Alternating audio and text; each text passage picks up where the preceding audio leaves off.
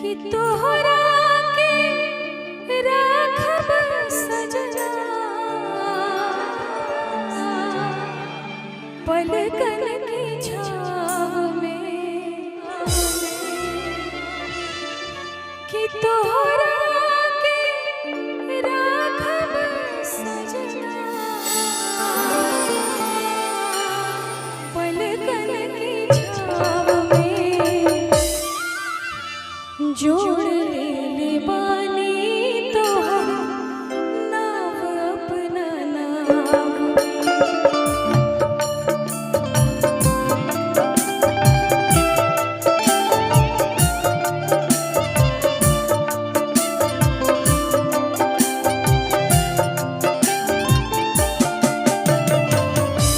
तोहरा के राखब के छाव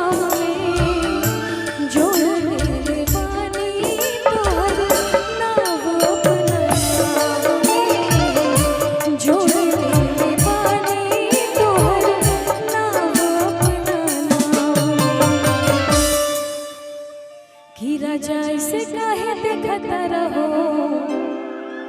जैसे देखल न पहले सुन ले बानी जाई गाना सुन ले बानी जा वोकल बढ़ावा कि लगातार तुम्हें जज में पिया धागे नशा बड़ा कइले कि आज मन बनल और गीत है, बहुत सारे गीत है चूंकि माहौल ऐसा है कि जल्दी जल्दी गाना है सो मैं भी थोड़ा समझ नहीं पा रही हूँ क्या गाऊँ कैसे गाऊँ। गाने बहुत सारे हैं और मैं जो गीत गाना चाहती हूँ ये यहाँ पर नहीं गा पा रही हूँ क्योंकि शायद आप लोगों को अच्छा लगेगा कि नहीं, क्योंकि पूर्वी निर्गुण ये सब चाहिए तो आप लोग सुनेंगे नहीं सुनेंगे। अच्छा बहुत अच्छी बात है कि आधे आधे चैती सुनाते हैं दो लाइन आपको कि आधे आधे रतिया के अरे आधे आधे रतिया के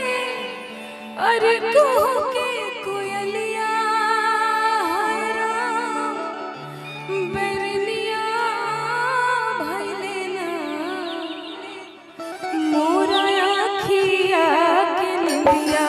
राम बेरनिया भइले ना मोरा आँखिया के निंदिया राम बेरनिया भइले ना आधी आधी रतिया के आधी आधी रतिया के कुहू के कोयलिया राम बेरनिया भइले ना मोरा आँखिया के निंदिया राम बेरनिया भइले ना मोरा आँखिया के निंदिया राम बेरनिया भइले ना मोरा आँखिया के निंदिया।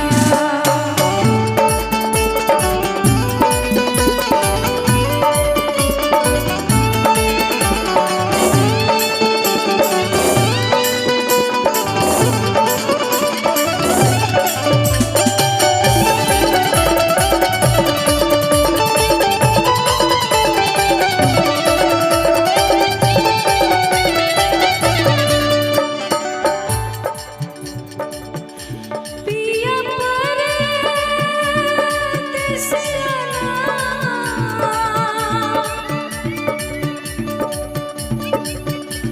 पिया परदेसियाना पतिया पे ढवलन हरा पतिया पे ढवलन राम जोगिनिया भइले ना राम बेरनिया भइले ना मोरा आँखिया के निंदिया राम बेरनिया भइले ना मोरा आँखिया के निंदिया राम बेरनिया भइले ना